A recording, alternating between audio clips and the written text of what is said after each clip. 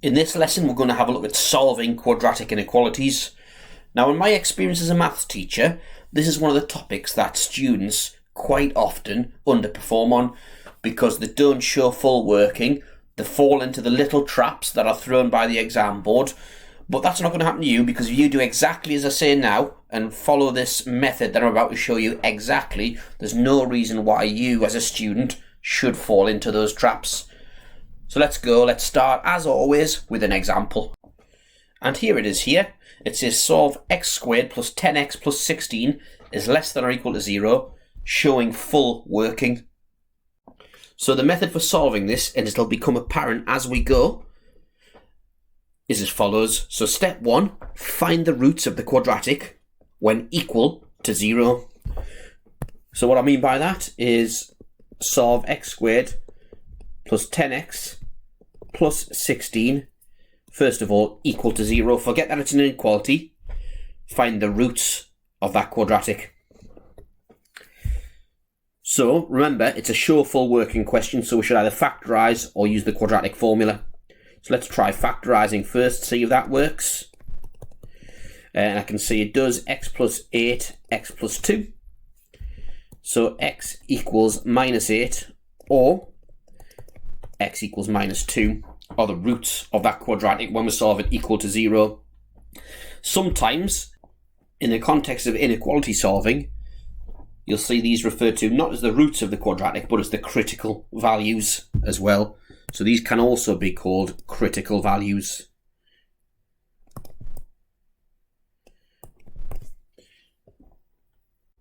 So the next step would be to sketch the graph of the quadratic equation. So let's have a go at that. And there's the set of axes. So what we're going to do, we're going to try and draw the equation y equals x squared plus 10x plus 16 on these axes. Well, we already know the roots or the critical values of this. They're at minus 8 and minus 2, roughly there. And it's a U-shaped quadratic because it's a positive x squared term.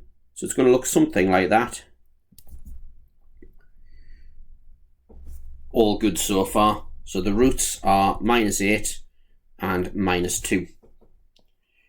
Then finally, we're going to use this to solve the original inequality. So looking back at it, we want where x squared plus 10x plus 16 is less than or equal to 0.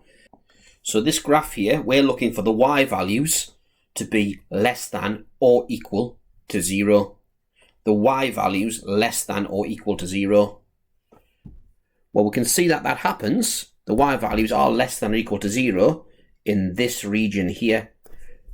Less than or equal to 0 there. So what I'm going to do, I'm just going to mark on the graph an inequality line. So we want the boundaries where the graph is less than or equal to 0.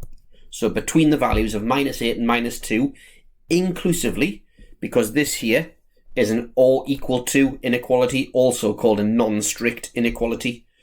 So we can see that this graph here goes less than or equal to 0 between minus 8 and 2. So step 3 would be conclude.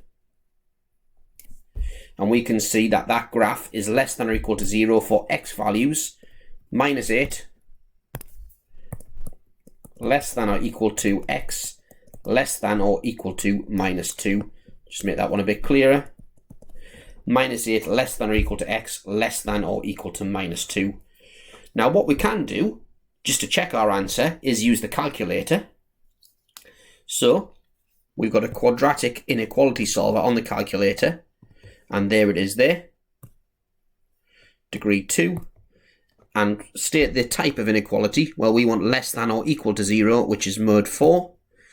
So we've got 1x squared, we've got 10x, and we've got 16. So press equals, and it tells us exactly what we just found out, that minus 8, less than or equal to x, less than or equal to 2. So, as I said before, students go wrong all the time in these questions because they don't follow the method that I've just laid out. They don't draw a diagram, they don't use a quadratic method to solve it, they don't show full working, etc, etc.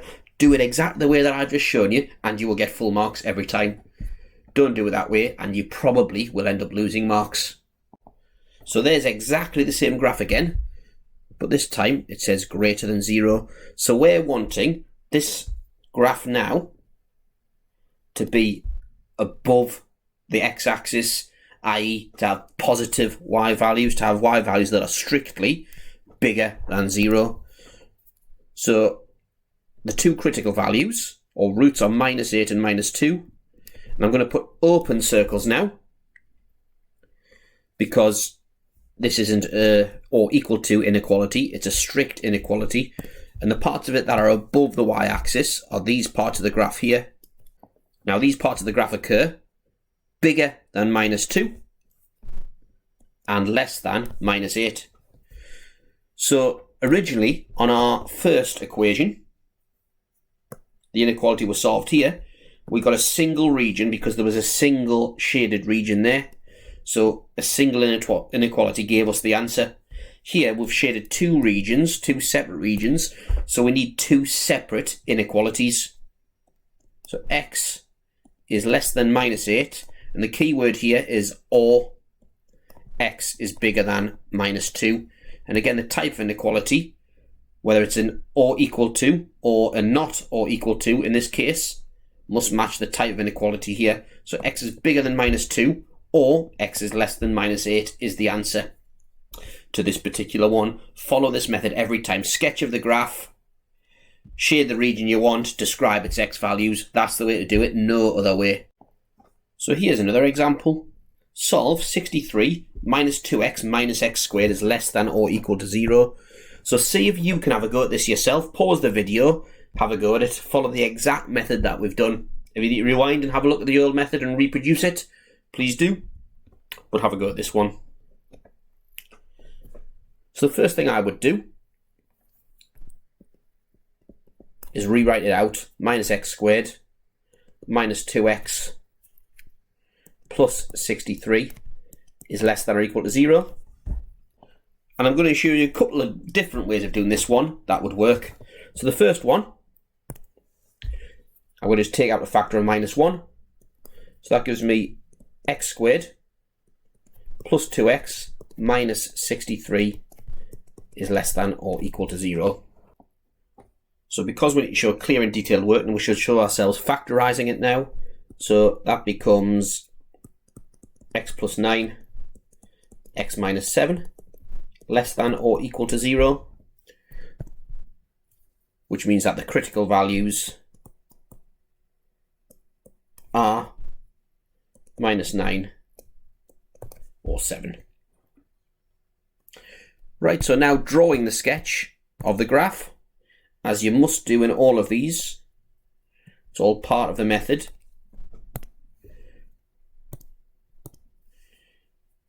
So the roots are -9 and 7,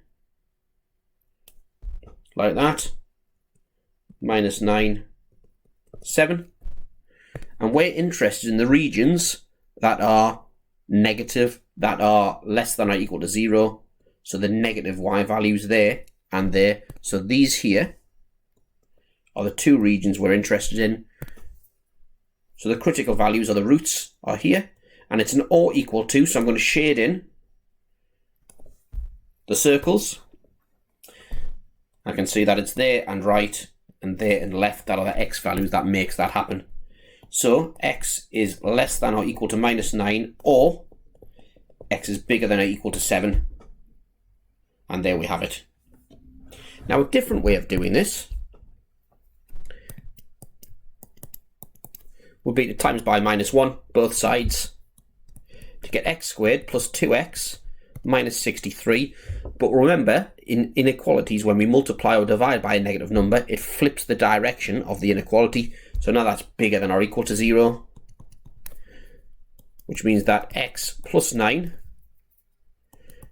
x minus 7, bigger than or equal to 0, giving again critical values of -9 or 7, all's good. And now let's draw the graph. But the graph is slightly different in this case because now this is a positive quadratic. So minus 9 or 7, like that. Minus 9, 7. And the inequality we want is where it's greater than or equal to 0, which are these two regions here, where it's greater than or equal to 0. And we can see that that gives us exactly the same inequalities as the previous part. So it's up to you. You choose which way to do it, but it must be accompanied by a diagram, and the number of inequalities that you give at the end must be corresponding to the number of shaded regions on your graph. So previous example here, there was only one shaded region, so one inequality. Here, two shaded regions, two inequalities. Two shaded regions, two inequalities. And the key word is or rather than and. So let's have another look at another example. And this one says solve 4x squared plus 8x minus 14 is greater than 0, making every step of your method clear. Well, first thing I notice I can divide all terms by 2. So that implies that 2x squared plus 4x minus 7 is bigger than 0. Which means that, let's try and factorize it, 2x, x. Okay, so factors of 7, or 1 and 7. Doesn't look like there's going to be anything there that factorizes. Therefore, it's safer to use the quadratic formula now. If it takes any more than 5 to 10 seconds, use the quadratic formula. First thing I'm going to do though, do a little bit of cheating, play the game a little bit, just to see whether it requires the quadratic formula or whether I'm missing what the factors are. No, there it is. It's a third answer, so it requires the quadratic formula. So, I know the critical values are x equals minus b plus or minus the square root of b squared minus 4ac